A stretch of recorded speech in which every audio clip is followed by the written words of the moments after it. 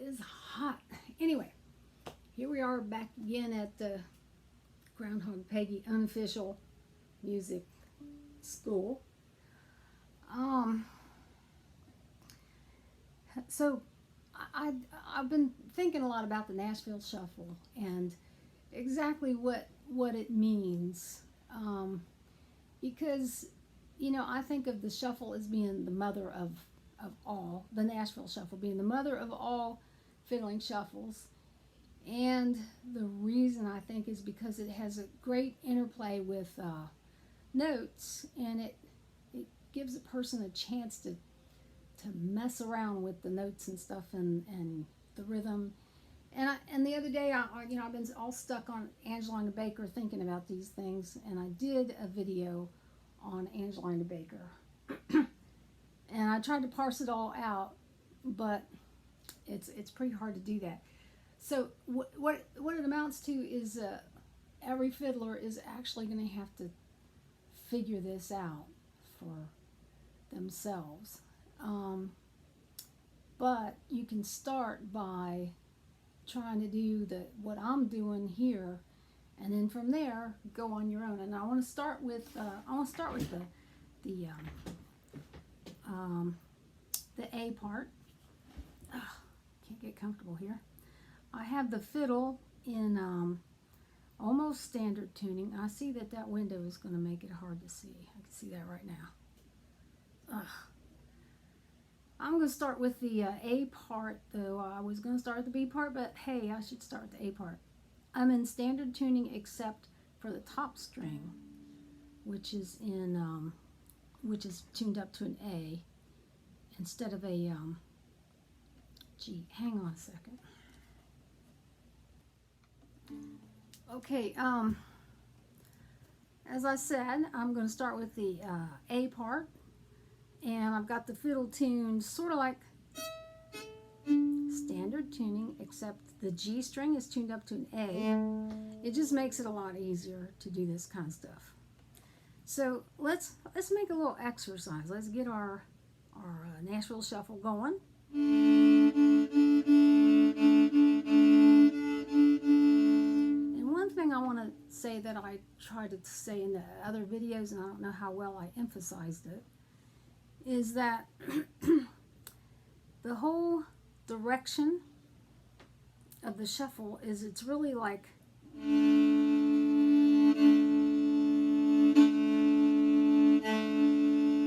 exaggeration, but that's the thing, is you got a driving down, driving up, driving down, driving up, and you got a little hitch that goes in between. Bumpa, bumpa, bumpa, bumpa.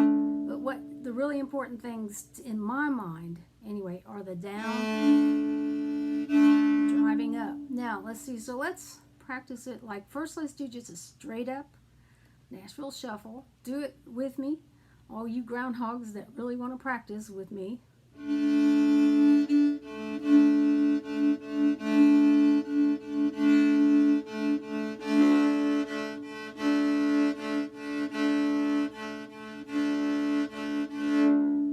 Get that mute on there better.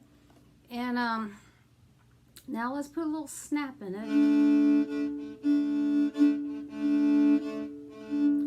When I'm doing that, my hand is kind of letting up a little bit, like, let's see. It's not like where I got the same pressure on my hand. I'm kind of like, letting it off the strings a little.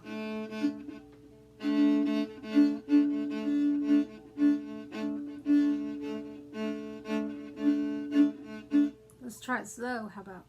Normally I'm playing more up here on my bow, but I can't get it into the camera, so I'm going to play it down here. All right, here we go.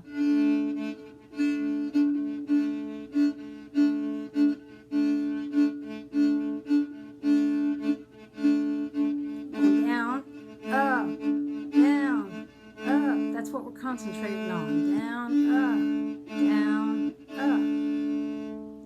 Do it with me, all you groundhogs that feel like doing it with me. Whoops, sorry.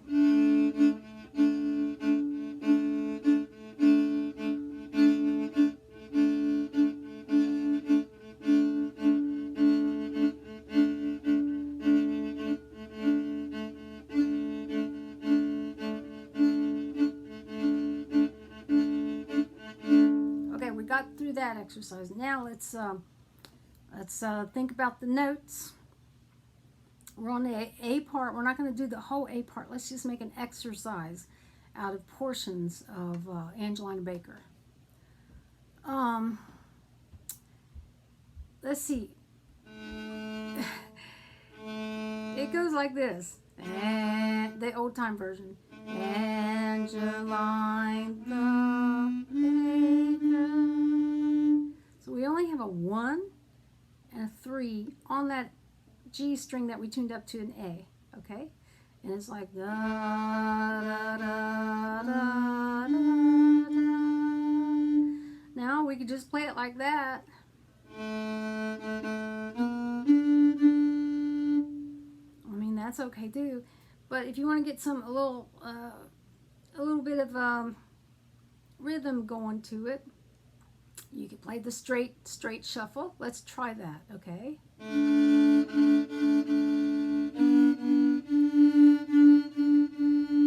it again.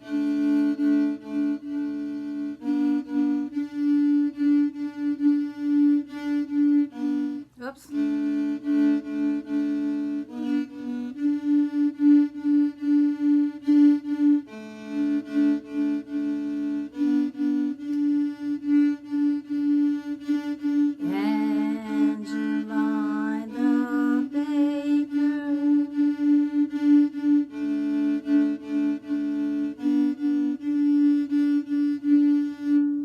Good idea just to sing it without playing it. Ready?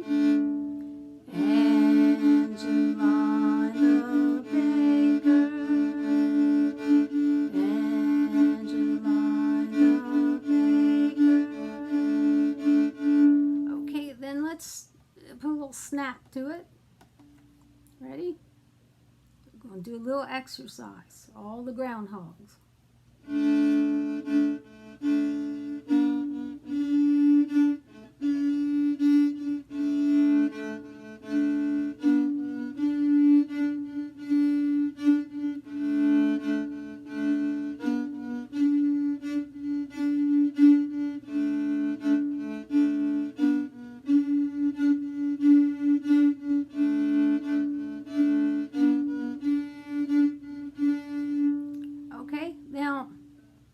Okay too. Now what we could also do is let the shuffle and the actual notes kind of, I don't know, sort of get into like a little conflict or a little teasing match with each other. And the way that, the easiest way I think of to do that would be like, let's see if I can do it now.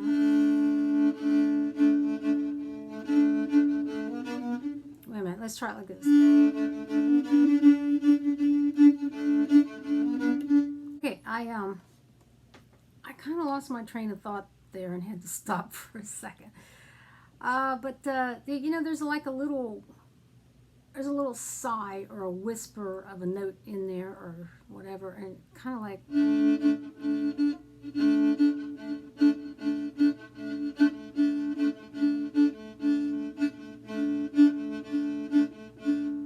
That's where your main notes are. And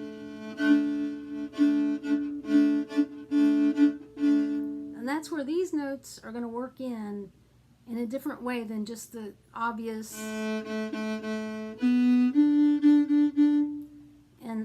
I can't always do it when I'm thinking about it, but let's try it here. Let's try that again. Okay, there we go. I got to this finger before the shuffles were ready. It's kind of like chewing gum and patting your tummy at the same time. That's not right. Well, it's kind of like rubbing your head and chewing gum, or whatever, however that goes. Anyhow, here we go. It's this finger lands before the shuffle is really there. And that one, this finger lands on the long, it's like what you call a slur or a hammer-on the second part of the long bow. Okay, do that exercise first with me. See?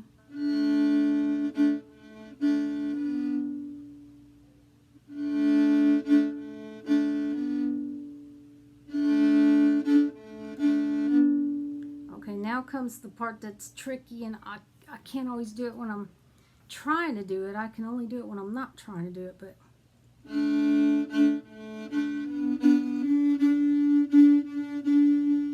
maybe I sort of did it. Let's see. Okay, see, it kind of comes in between. That's where the interplay is, and that's where the notes sort of take a back seat to the shuffle, but they're still there, you know.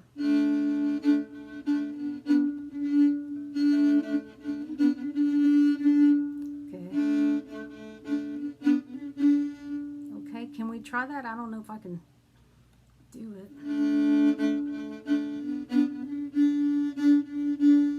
Try it again.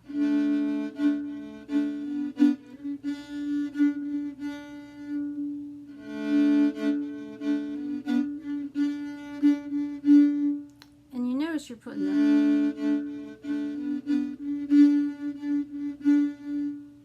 that emphasis is on the, and then these little, they're not emphasized, and that's where that note is going. So it gives it a lot of syncopation, and it just gives it a little snappiness.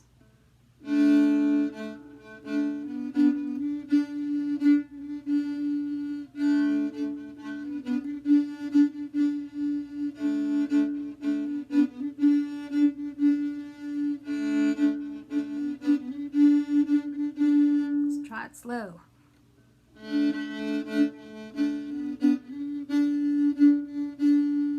See, the note is barely sounding on those little whispers or sighs, but then you're giving it more of a drive on the regular long bow of that Nashville Shuffle, and you're almost non-existent on the two little hitches between the long bow and the up bow.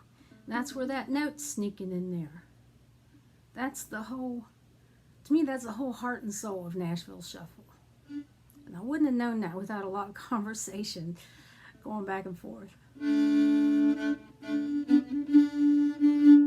I did a different ending, but let's just stick with Nashville Shuffle. Try it with me. Any of you groundhogs out there, give this a try.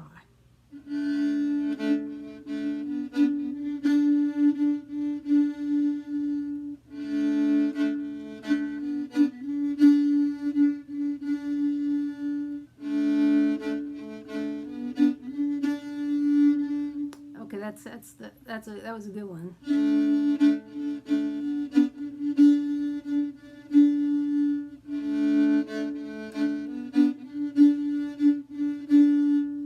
Do you hear what I'm talking about? You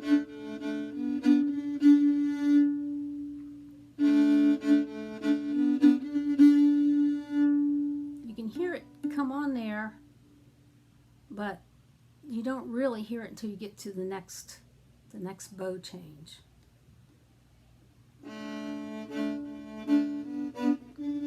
Oh, I did it wrong.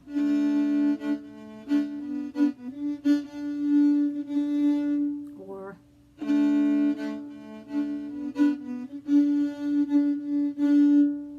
okay, so just, you know, I'm not saying do it like I do it, but this is the idea when you're working on your tunes, to sneak those little notes when they're not on the obvious bow changes.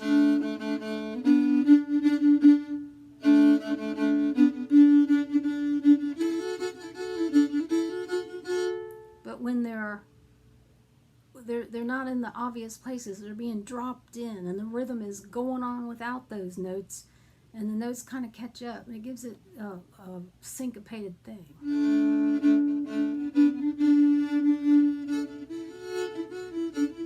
I got away from Nashville Shuffle, just ignore that. But anyway, just and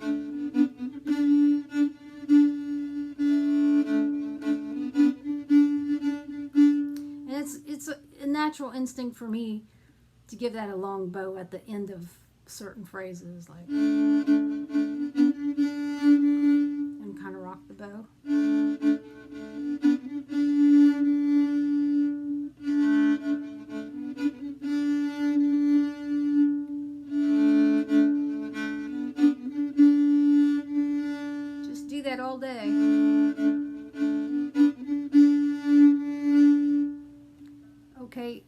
that kind of stuff all day long. And you'll lose your job and get kicked out of your house and all that stuff, but you'll start seeing all the little rhythmic things you can do in Nashville Shuffle. I mean, not this necessarily, you know, but on any tune that it fits like that. Now, another thing, let's go on to the B part, where we go.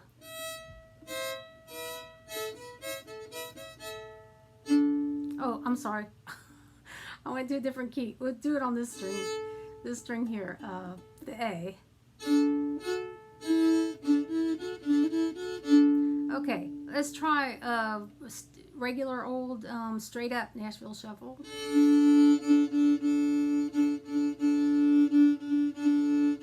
Strong down, strong up, strong down, strong up.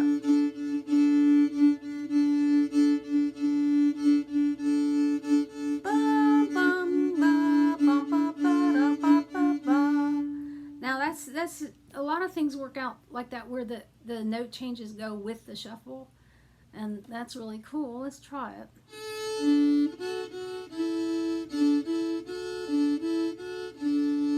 Okay, so we're going real slow. Down, down, up, down, up, down. Let's try again.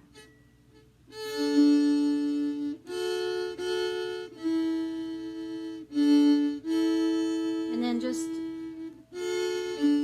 on one bow, long bow.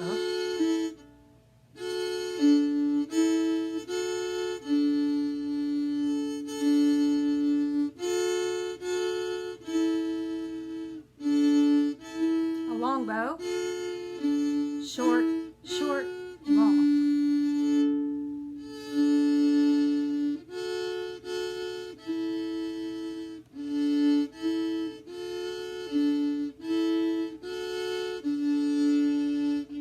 See that?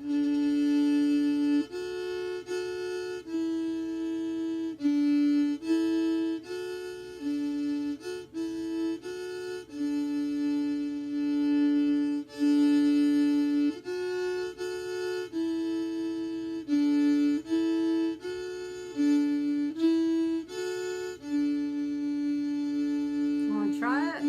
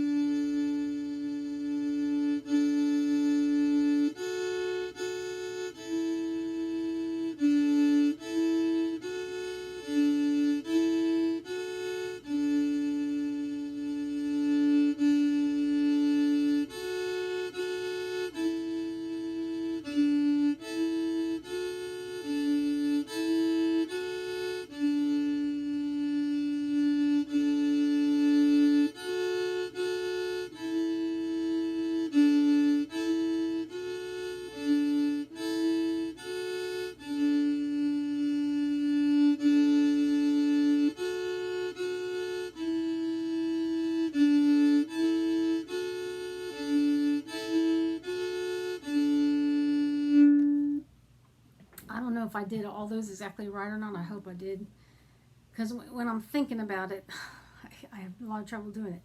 Okay, but you got to get it so that you don't think about it. It's got to be a more thing that you just do kind of, you know, when you're just hearing the music in your head. Now, if we change it from to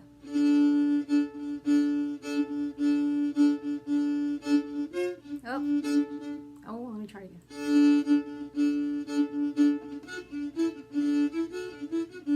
Okay, let's see.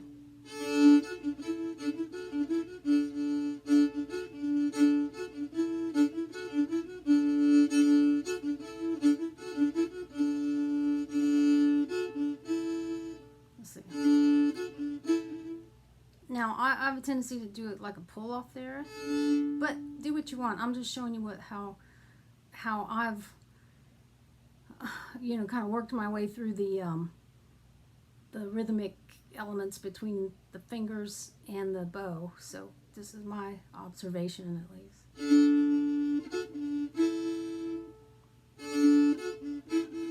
kind of like just a little hitch.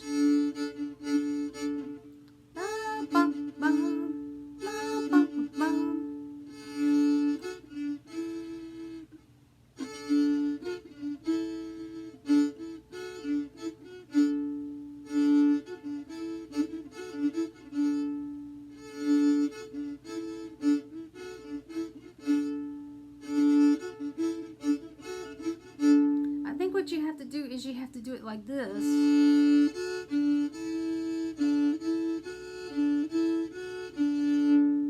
a bunch of times so that it's a natural coordination, and then when you put the little snappy things, wait, it's so hot, it's like my fiddle just doesn't want to stay. It's hot. It's humid. Oh, man. So anyhow, when you put the little snappy things in there, your fingers might jump a little more and go in between some of those a little more instead of falling right on it like they do.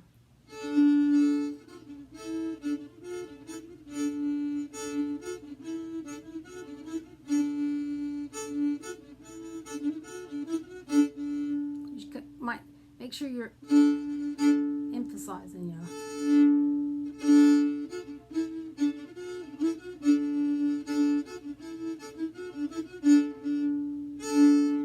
And I this is a note too it's a slappy note.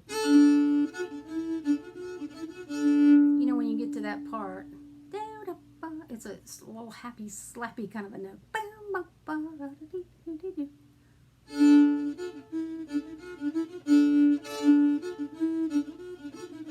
Whoops.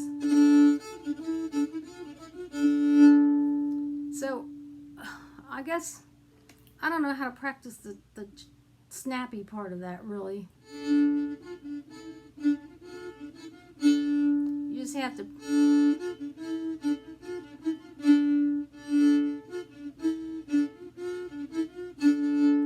and sometimes it might work out different, or it might be your fingers might do something different. That's what makes it so hard to do. But I think if you practice it kind of straight up to get that coordination,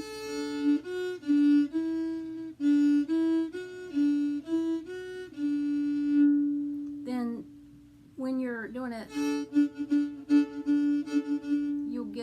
your fingers will start to feel what they can do. And that's another hammer. And sometimes if I do a long bow, I kind of let it crescendo a little bit. Give it some meaning, like drive it in, like not just, I'm sorry. So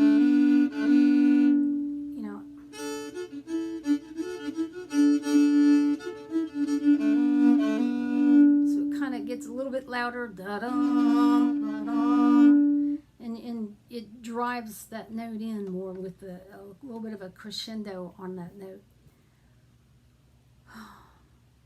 And I think if you practice to kind of like make exercises out of how the notes themselves fit into the straight up Nashville Shuffle, and then practice how to make them not fit exactly.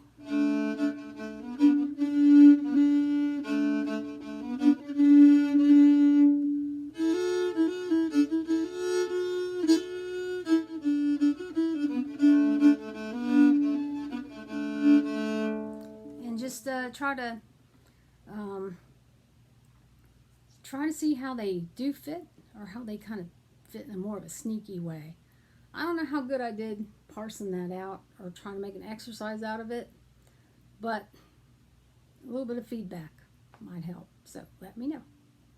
Bye.